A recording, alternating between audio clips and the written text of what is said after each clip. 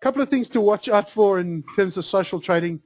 And these are really things, hi, good evening. These are things that we think you should look at.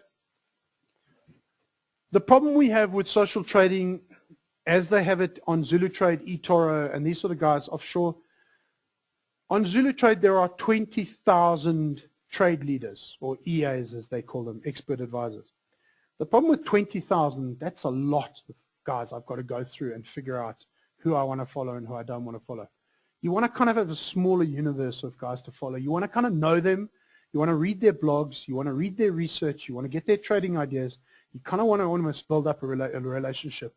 Otherwise, you're just giving this money to this person you've never seen. Effectively, you're following his trades. You know nothing about him. So do a little bit of research. Don't just pick the trade leader who's top of the pile, because he might have a completely different trading philosophy and risk profile to you.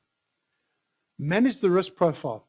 I don't actually like social trading trade leaders who have a massive high return and a high risk. So go and have a look at what sort of risk they're taking on. You know, what are their sort of drawdowns? If they're going to lose half their account on one trade, avoid them. You want a guy who's going to have a sort of 2% or a 5% sort of money management type rule, especially in FX. I mean, FX, you can be 500 times geared on FX.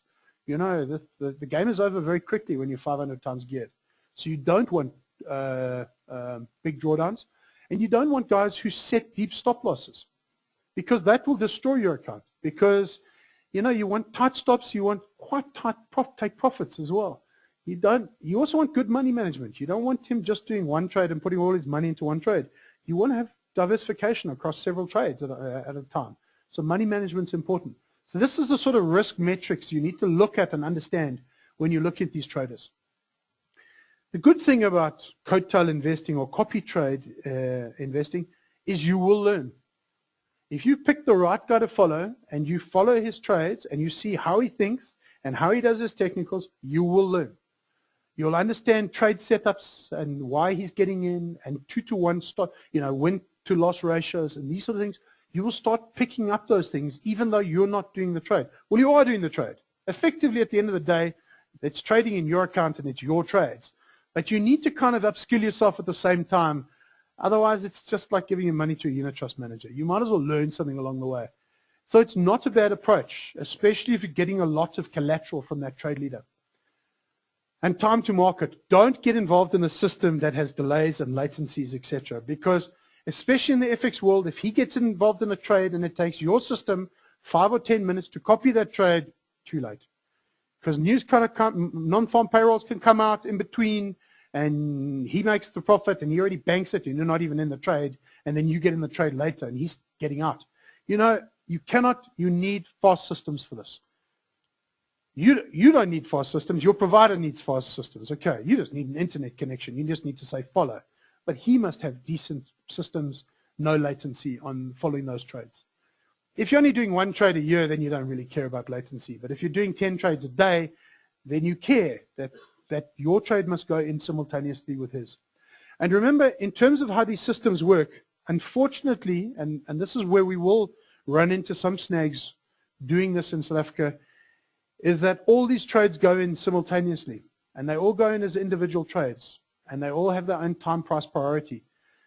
So if there's only 100 shares on the offer and there's 100 of you and you all bid for 100, well, guess what? One of you is going to get that and the rest of you are all going to stay bid in the market. And that's where we're going to have to think through any liquidity problems in our own market. So if you're following someone and he only trades small cap illiquid stocks, the likelihood of you getting traded is very low. You're going to be sitting bid in the market a lot. So think about that. Think about liquidity, about what stocks you're trading through your social trading. And as I said earlier, diversify across asset classes and trade leaders. Don't just back one guy with one strategy or one girl with one strategy. And then look beyond the top traders, because those guys are being followed by a lot of people and they might be taking on massive risk. You know, drill in a little bit. And also, you know, speak to us. If you find a trade leader you want to follow, we'll happily do due diligence on that person, because we might want to follow them, because we do put our own money into these trades as well. So that's about it for copy trading or social trading or coattail trading, whatever you want to call it. So hopefully that gave you a very, very high level overview of social trading. It hasn't been around very long, as I say, about 3-4 years, but you can see it's been immensely popular. If eToro has done 100 million trades already through their social trading, you kind of know there's been a huge uptake. There's been almost no uptake in Africa. There's about 4% of eToro users come from Africa, whereas about 40-50% come from Europe. So Africa, in terms of social trading, has been a very, very slow adopter of this. And maybe it's just because we just don't look outside of what's going on outside our borders. We just look at what's happening on our own exchange. Anyway, I'm open for questions now. We have a mic that we can pass around. And for the guys on the webinar, if you want to type in your questions, if you haven't already, we'll read them out so we can answer them.